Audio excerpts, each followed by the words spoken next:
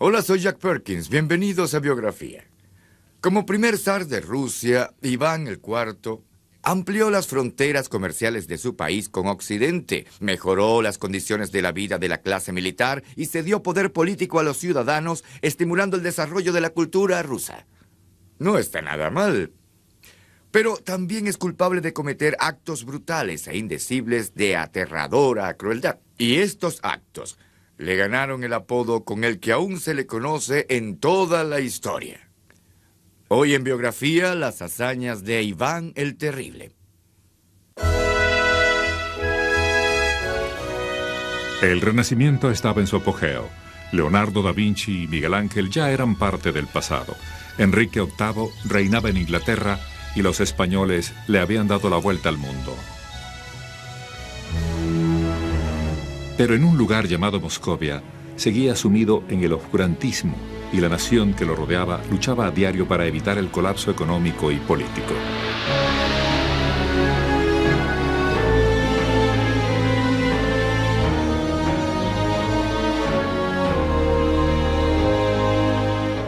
La fuerza que lo salvaría provino de un hombre que era una mezcla volátil de piedad e intrigas despiadadas, y con cuya astucia y crueldad gobernaría el país más grande del mundo.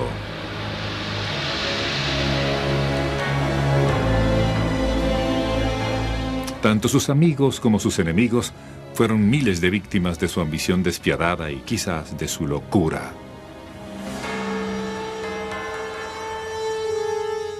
Él unificó a su país, pero lo hizo a costa de la sangre de su pueblo. A pesar de sus acciones violentas, su vida se consideró tan crucial para la moral rusa que se hizo una película monumental sobre él en los días más amargos de la Segunda Guerra Mundial. Se trata de Iván IV, el primero en gobernar a su país con el nuevo título ruso de zar. El zar Iván, el Terrible.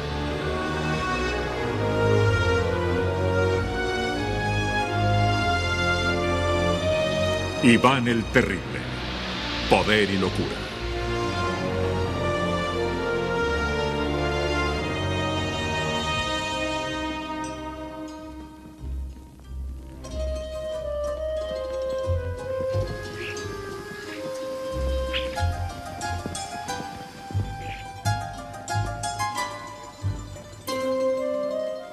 El 25 de agosto de 1830, en el Palacio del Kremlin, nació un niño. El primer hijo del príncipe heredero Vasily III y su esposa.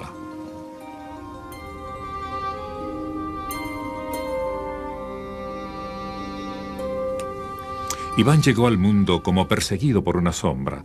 Era el centro de una predicción terrible que muchos consideraban una maldición.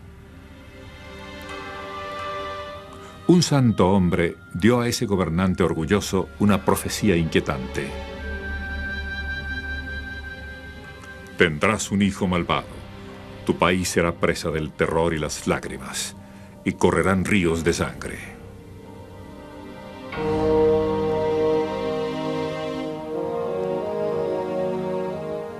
La maldición encerraba una advertencia. El padre de Iván, Vasily, se ganó la ira de la iglesia al desafiar los preceptos contra el divorcio. Vasily, en la búsqueda de un heredero, adoptó medidas drásticas. Luego de 20 años de matrimonio sin hijos, el monarca necesitaba con urgencia un hijo para continuar su linaje. Su esposa, Salomonia, era estéril. Fue enviada a un convento. Y Vasily desposó a Elena Glinska, de 23 años. De esta unión no consagrada nació Iván. Su nombre sería el mismo de su abuelo, el iniciador de la revitalización del imperio. La niñez de Iván se vio marcada por las enfermedades y la tragedia. 2 años luego de su nacimiento, su padre, Vasily, monarca de Moscú, murió a los 56 años de edad, víctima de una ampolla que se infectó y desembocó en gangrena.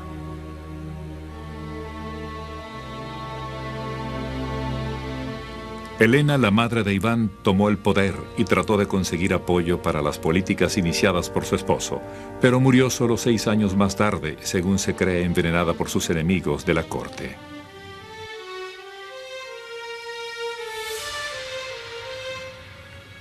Así que el huérfano Iván de 8 años fue apartado de su hermano sordomudo y de sus parientes maternos para ser criado por diversos consejeros y sirvientas.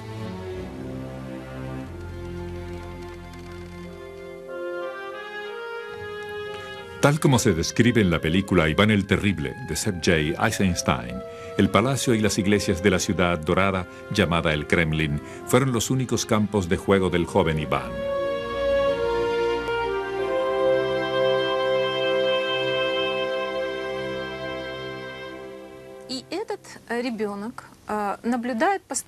This child could see that people were bowing to him. He saw how he was being glorified. At the same time, he saw they had no respect for him because he was a boy. It was this contradictory reality that formed an incredibly complex character who trusted no one, but was utterly convinced of one thing: I am God on earth. Los boyardos, que eran la clase dominante. Cuando Iván cumplió los 17 años de edad, decidieron nombrarlo el príncipe heredero oficial de Moscovia. El pueblo necesitaba una figura que los guiara.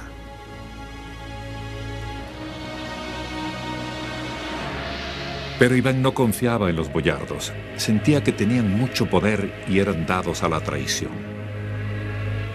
Siguió el consejo del jefe de la iglesia y rechazó el título de príncipe heredero por uno más antiguo y glorioso.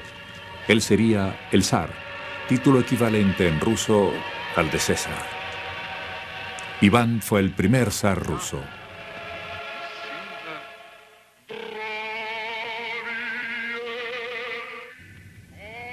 En esta reconstrucción de la juventud de Iván, el zar fue descrito como un gobernante fuerte pero justo.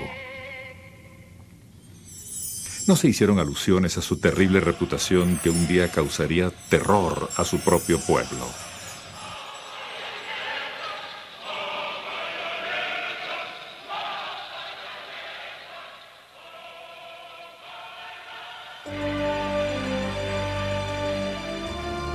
En 1547 el futuro lucía brillante y luego de ser coronado, Iván se preparó para casarse.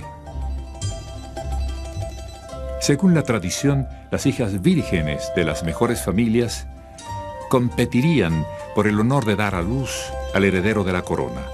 En la práctica, pocas satisfacían el estricto criterio del consejero boyardo.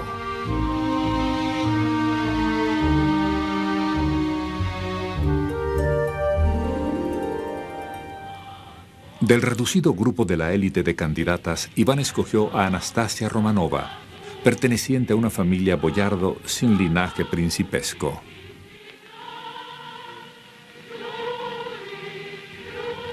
Poco se sabe de su vida en pareja, pero la evidencia sugiere que estuvieron muy unidos en los buenos y los malos tiempos por venir. El matrimonio también debió enfrentar las duras realidades de la vida de un país agitado y casi en bancarrota que heredó Iván.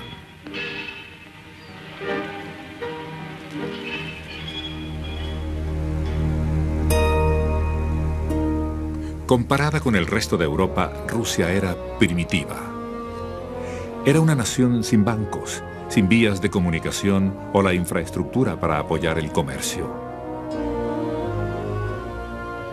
Iván realizó con rapidez reformas para atacar estos asuntos vitales, pero encontró numerosos obstáculos. No podía ejercer su autoridad en muchas partes de su reino.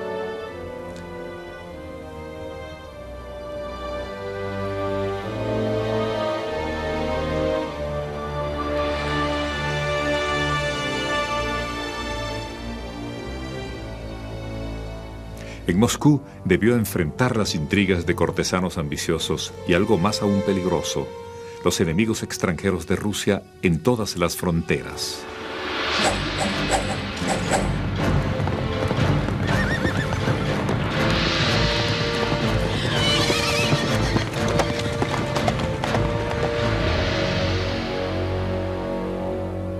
En su primer año de reinado, Iván fue sometido a una prueba de fuego.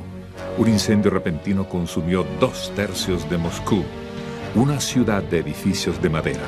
Incluso se destruyó una gran parte del Kremlin.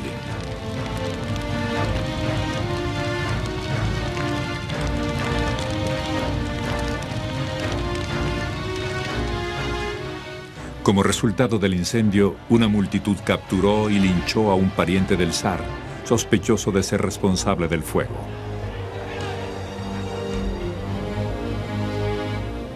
Iván se vengó duramente. Arrestó a aquellos rivales políticos que pensó habían iniciado el tumulto, los llevó a la Plaza Roja y los ahorcó.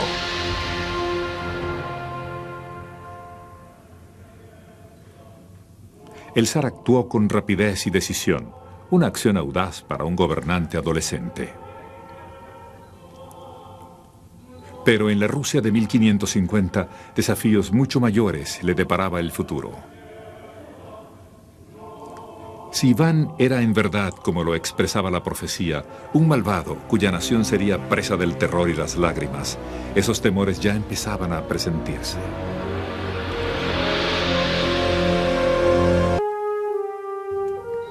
Iván, de tan solo 17 años en 1547, ya había sentido los primeros apremios del poder imperial.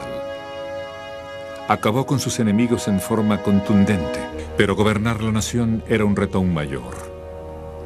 De 4 a 7 millones de personas, la mitad de la población de Rusia en el siglo XVI vivía en un territorio variado de 1.942.000 kilómetros cuadrados. Hacia el norte y el oeste, naciones hostiles evitaban el acceso a las rutas comerciales del mar Báltico.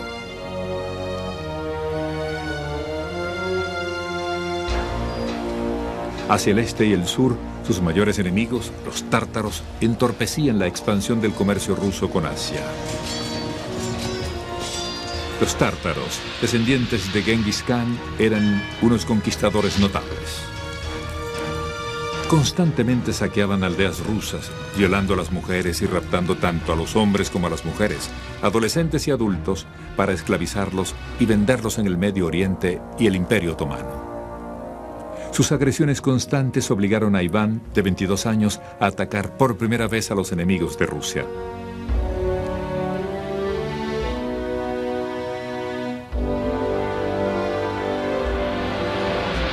Iván condujo su ejército a un ataque a la ciudad tártara de Kazán, 6.000 soldados rusos para luchar contra 30.000 tártaros que dominaban una fortaleza que nunca había sido tomada. Pero Iván tenía dos ventajas que pensaba le asegurarían la victoria.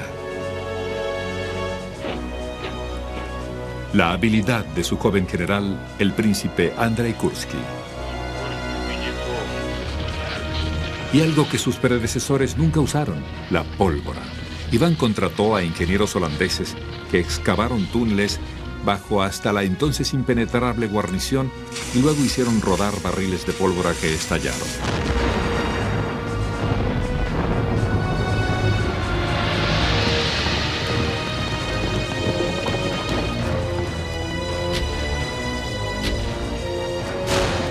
Luego de un sitio de 5 meses, Kazán, la puerta de Persia y a zonas distantes como Siberia, estaba ahora en manos del zar. Cuando las noticias de su victoria llegaron a Moscovia, su posición cambió. Ya no era Iván, el muchacho al que llamaban zar.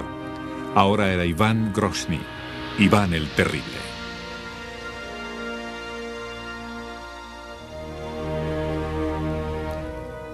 Terrible era un término de respeto para un líder que tuviera poderes asombrosos, un general astuto, temido por sus enemigos.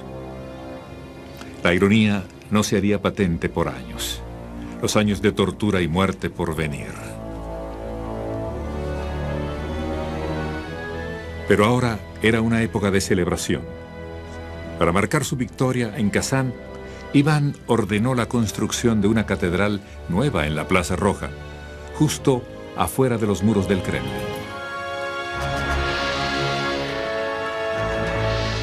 Sería dedicada a San Basilio, un santo ruso.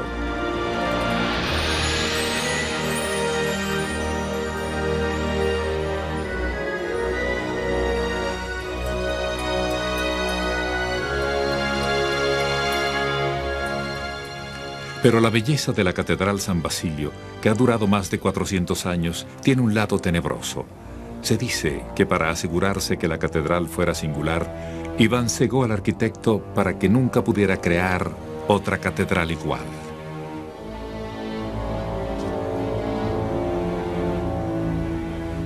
Fue una rara recompensa para algo tan eterno, y aunque se duda de la veracidad de la historia, muchos pensaban que el zar estaba cerca de los límites de la locura. Si alguna cosa lo refrenaba, era quizá su esposa Anastasia.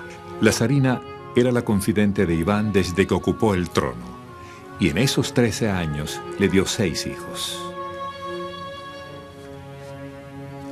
Ella fue quizás la única persona de la corte en la que él confió. Luego su salud decayó en forma misteriosa y empeoró cada vez más hasta morir. El efecto sobre Iván fue devastador. Ella fue la única persona cercana a un hombre criado en el vacío, sin ningún tipo de familia o apoyo emocional.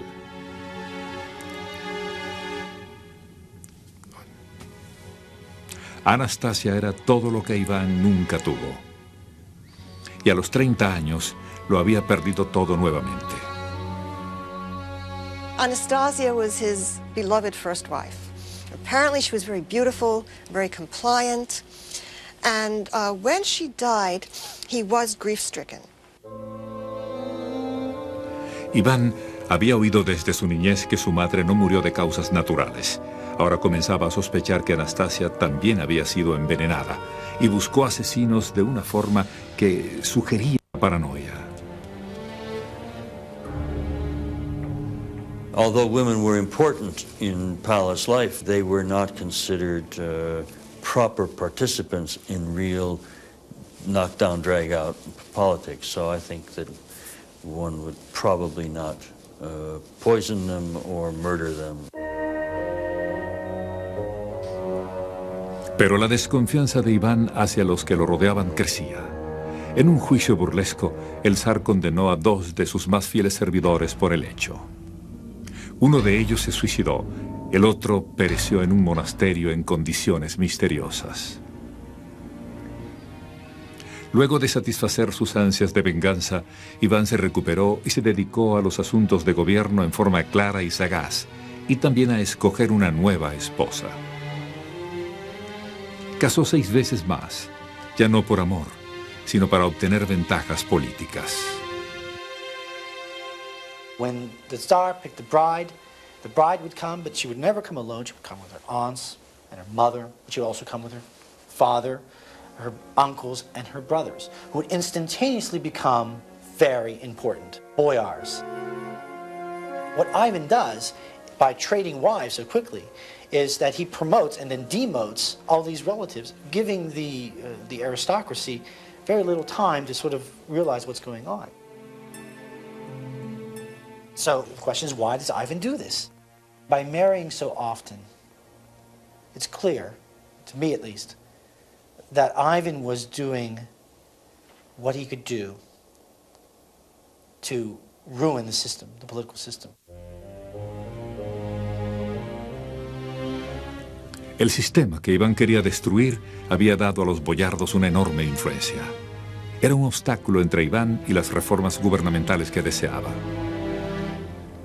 Mediante el matrimonio y otras maniobras, Iván obtuvo el poder necesario para reducir la influencia de los boyardos e imponer su autoridad. Fue un proceso largo, pero con los años, el zar adquirió algo más que poder. Obtuvo prestigio e influencia mundial y aproximó a Rusia a las naciones europeas y al mundo moderno.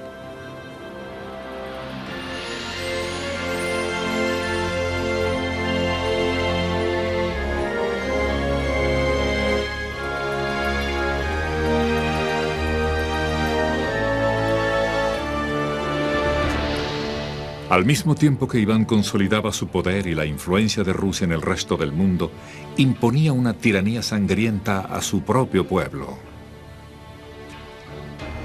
Es un conflicto que los historiadores aún tratan de reconciliar. La imagen de un líder que trató de poner orden en el caos y la del hombre que se hundía en la locura.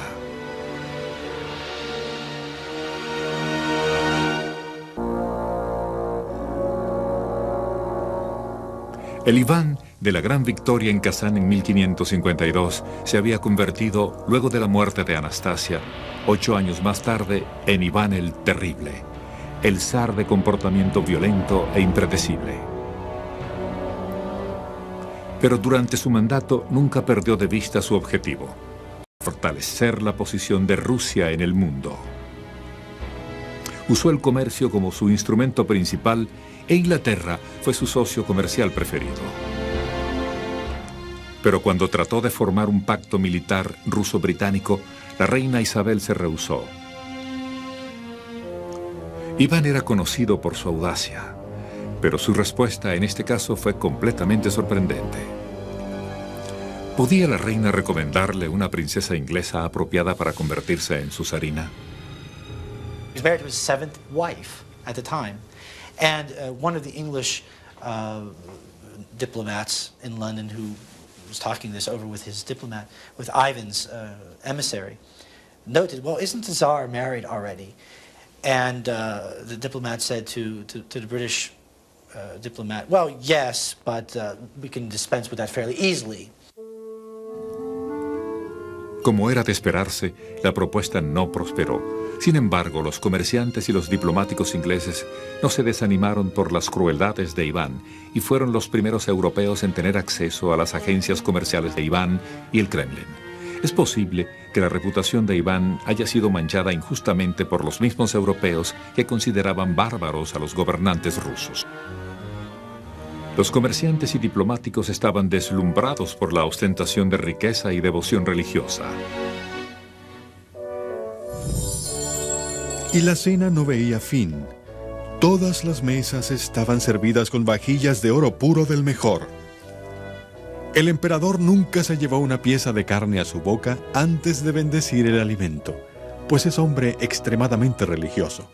El sirviente de Richard Chancellor, explorador inglés.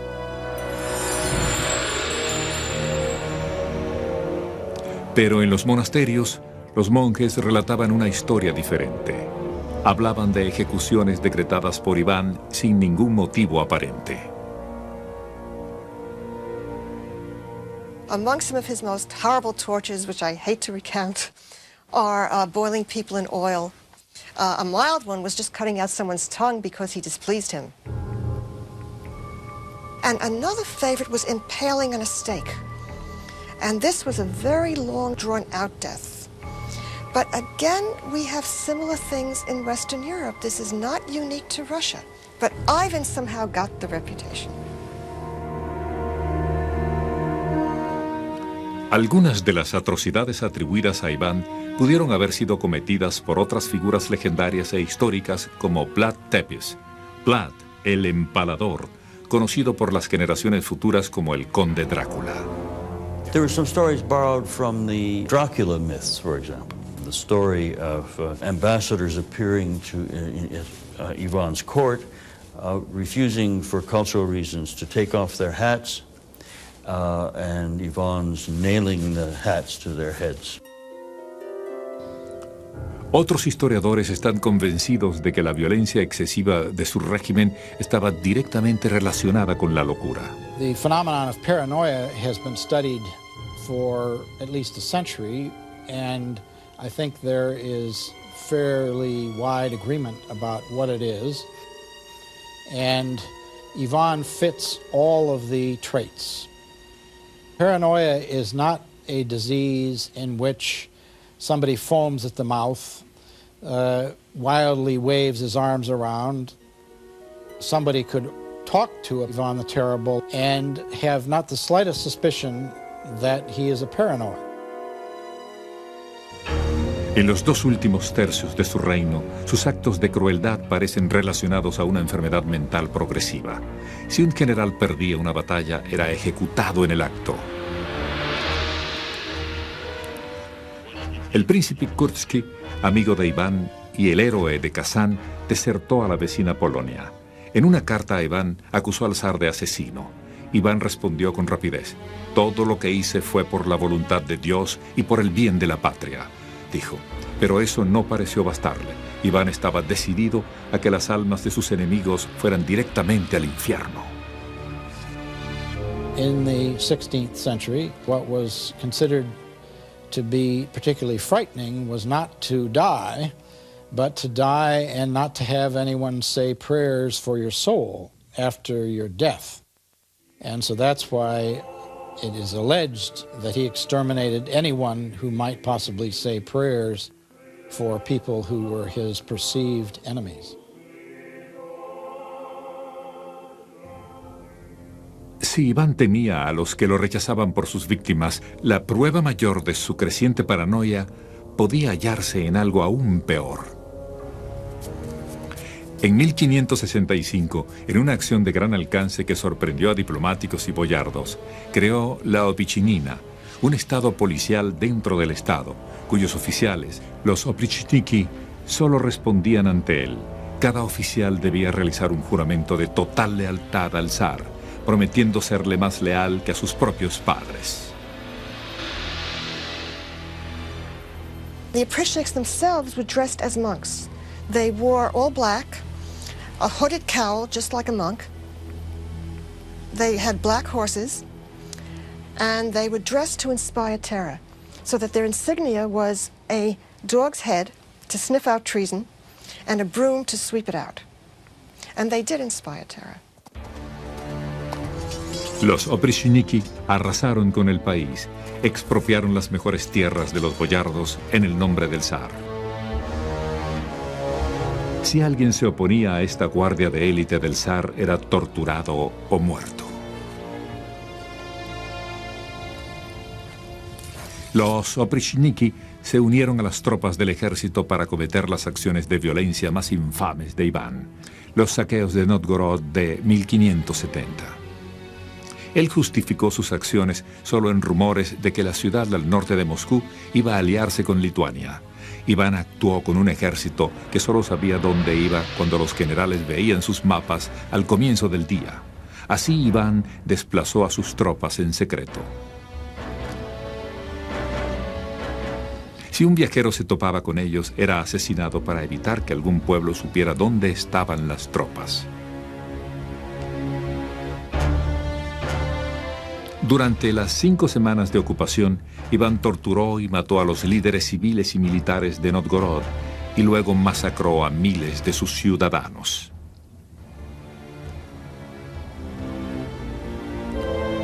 La magnitud de esa carnicería fue tal que no pasó desapercibida para los extranjeros. Sus guardias mataron a todos los hombres y mujeres, a los ancianos y a los más jóvenes. Saquearon y quemaron todo lo que había en sus casas. Sir Jerome Horsey.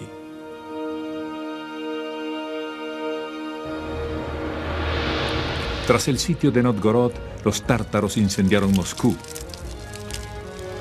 Acción que los oprichniki no pudieron evitar. Iván reconsideró entonces su política, lo que convenció a muchos de que estaba curado. Luego de 7 años de terror, torturas, muerte y codicia, Iván disolvió la Oprichnina al darse cuenta de que esos hombres que le habían jurado lealtad abusaron del poder sacrificando lo más preciado, el pueblo ruso.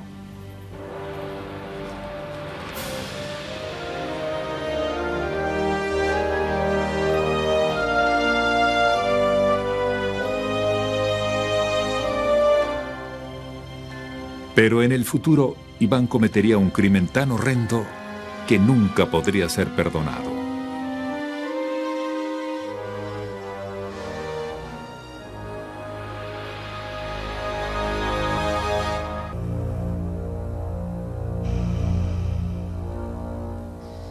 En 1568, Iván había reinado como zar durante 20 años. A los 37 años comenzó a descender al estado mental más sombrío, y sus enemigos reales e imaginarios lo acechaban por todos lados.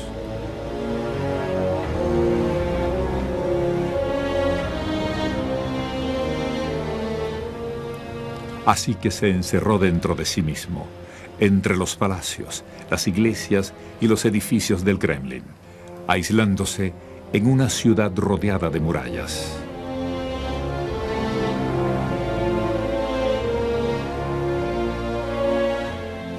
Iván pasó la mayoría de su vida en los salones de candelabros y dentro de su círculo de consejeros más cercanos, donde el secreto, la seguridad y la intriga eran las reglas de los asuntos de Estado. Cada vez más el zar adoptaba las mismas soluciones brutales. Recientemente el zar ha matado una gran cantidad de sus nobles. Los ha mandado incluso a cortar en pedazos. Pretendo abandonar pronto este país donde las cabezas caen con rapidez. Sir Thomas Randall, 1568. Es extraño, pero mientras Iván continuaba sus intrigas, su devoción religiosa aumentaba. Los rezos y los retiros monásticos se volvieron parte inseparable de la rutina del zar.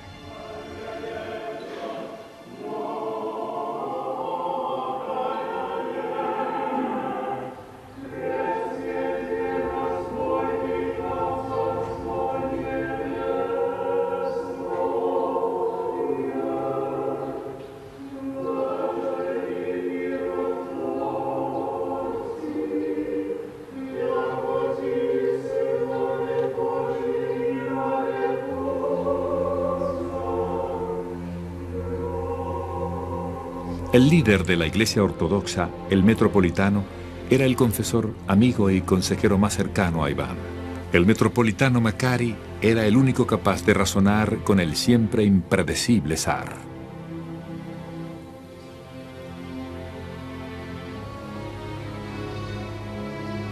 Luego de la muerte de Macari, los siguientes prelados no fueron tan persuasivos con él y fueron desterrados a monasterios remotos. Pero la devoción de Iván a la iglesia continuó siendo sólida. Ivan's religiosity was definitely real. It was not, however, the kind of religiosity that says Christians should love one another and that sort of thing. Quite the contrary. Ivan would often schedule his masses and decide on torture sessions and what kind of tortures during the masses.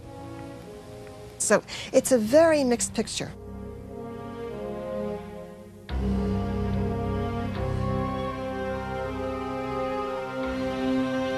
Había otro aspecto extraño en su conducta. Iván, el terrible, era un apasionado de la música. It's fairly clear that he composed some church music in his lifetime, but this need not have any bearing on his conduct, just as Western Christianity has no bearing on the conduct of crusaders or any of the other butchers in Western history.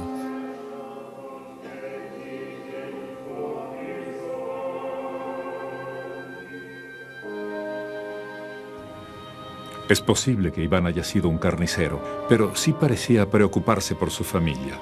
De sus 6 hijos, solo 2 sobrevivieron, Iván Ivanovich y Feodor. Pero no hubo amor en el crimen que cometió con su hijo mayor, Iván Ivanovich, de 28 años.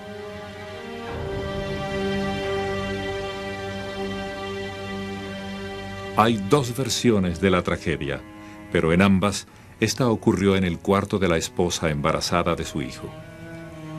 Una versión dice que Iván quiso que su hijo se divorciara de su tercera esposa y se casara con una mujer de una familia con mejores conexiones políticas.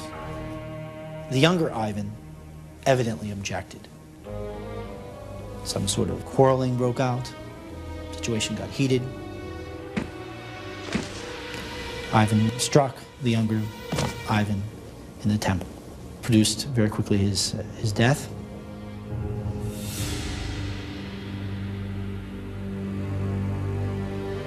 Según una segunda versión, Iván se exasperó por el vestido escogido por su nuera.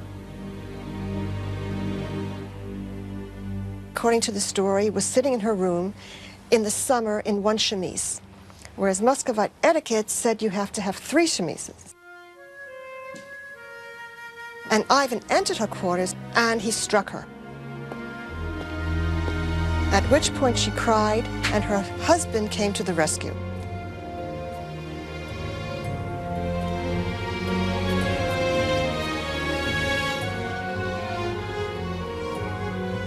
Ivan hit him with a cudgel and he died. En un ataque de rabia, el padre mató a su hijo mayor, el elegido para sucederlo en el trono.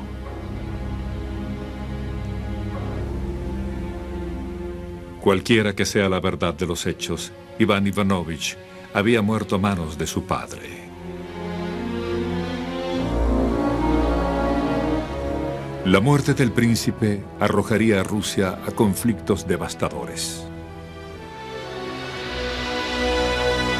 Su hijo, parecía que la profecía hecha años atrás se había convertido en realidad.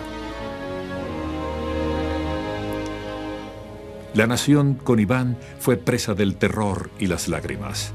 Fue una era de gran violencia, conmociones y tormentos. Desde el incendio de Moscú hasta la ejecución del sospechoso de iniciar el motín que vino a continuación, su reino fue una letanía de horrores. El héroe del sitio de Kazán, Iván Grozny, el asombroso vencedor de los invasores, había descendido de la grandeza a la locura, sospechando de todos y en un caos donde la seguridad solo se lograba a través del terror, la sorpresa y con la muerte.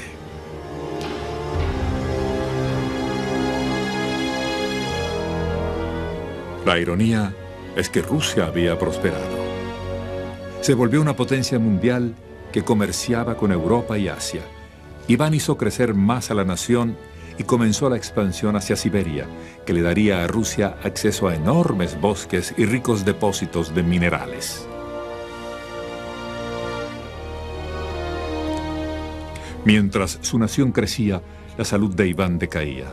Fue víctima de grandes dolores que incluso los doctores traídos de Inglaterra no pudieron curar. Siguió siendo un gobernante poderoso, pero estaba confinado al Kremlin.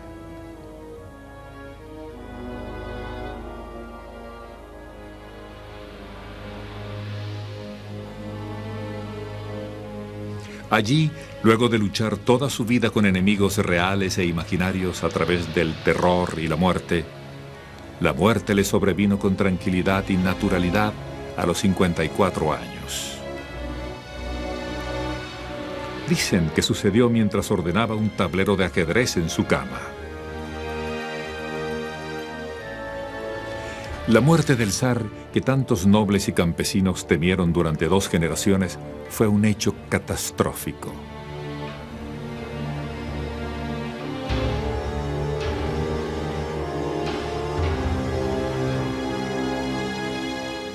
Todo lo que Iván consiguió se perdería a manos del hombre que se convirtió en el próximo zar.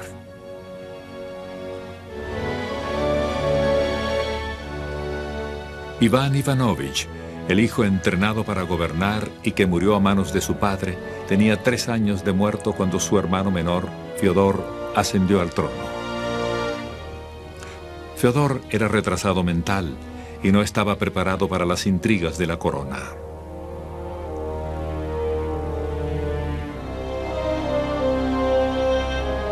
Rusia atravesó un periodo caótico llamado la época de los problemas.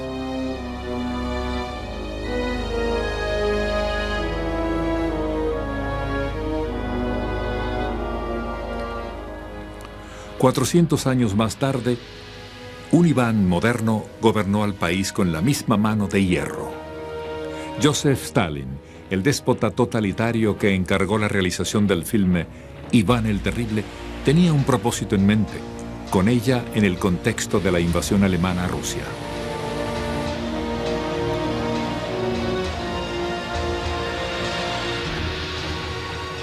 El país, la madre Rusia, estaba en peligro y la gente necesitaba a alguien que los inspirara.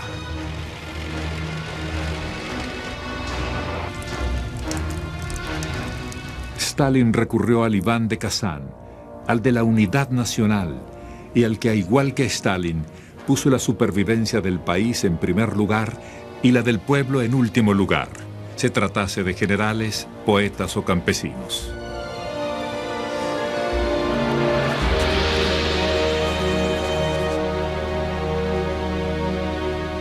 Cuando Stalin murió en 1953, se dio permiso para exhumar el cuerpo de Iván y someterlo a métodos modernos de investigación forense. Los resultados resolvieron un misterio oculto por los siglos. Los análisis de los huesos revelaron que Iván el Terrible sufrió durante años de una artritis dolorosa e incurable, tratada con los mejores calmantes de la época. Estos calmantes estaban compuestos de mercurio.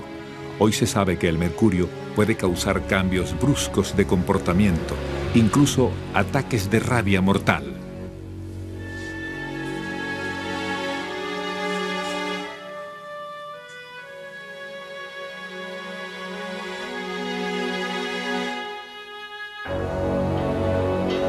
Por la reconstrucción científica de su cráneo, sabemos cuál era su aspecto.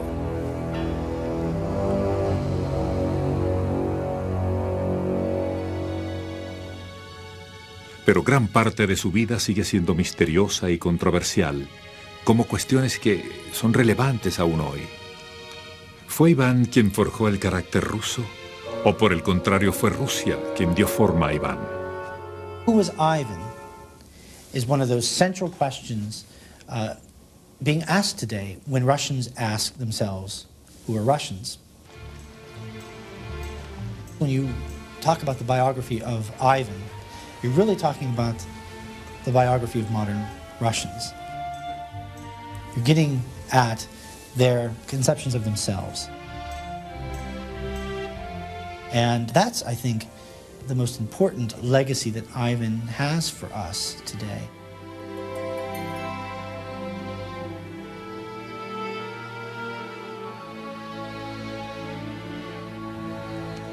Iván lleva muerto más de 400 años, pero la nación que ayudó a fundar aún perdura, tan vasta y variada que desafía toda comprensión.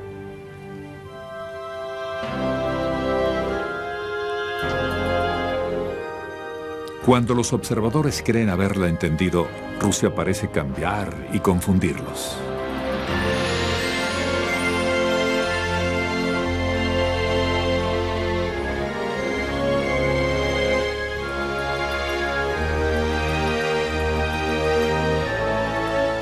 Su naturaleza íntima, al igual que la de Iván, sigue siendo un misterio.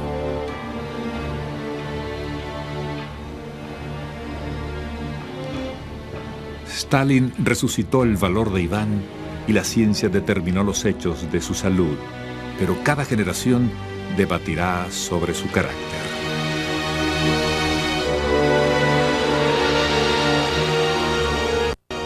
Iván, el asombroso de Kazán, o el hombre temido como Iván el Terrible.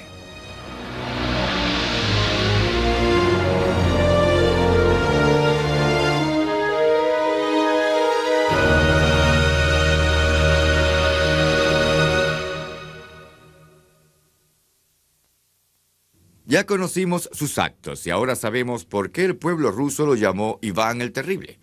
Pero 4 siglos más tarde, Joseph Stalin gobernaría a nuevas generaciones de rusos, ejecutando no a miles, sino a millones. Ningún nombre es suficientemente terrible para un líder tan brutal. Para Biografía, soy Jack Perkins. Hasta la próxima.